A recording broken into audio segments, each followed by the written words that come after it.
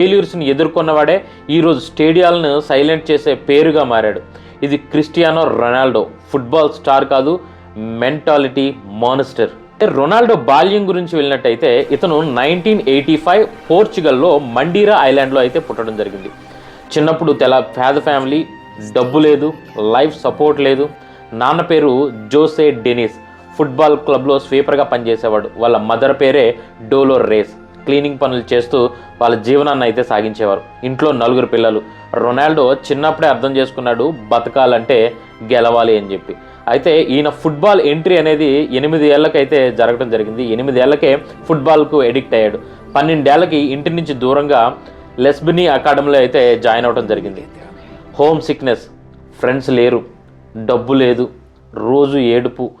అదేవిధంగా అదే ఏడుపుతోనే ప్రాక్టీస్ చేసేవాడు. తినడానికి సరైన తిండి కూడా ఉండేది కదనమాట.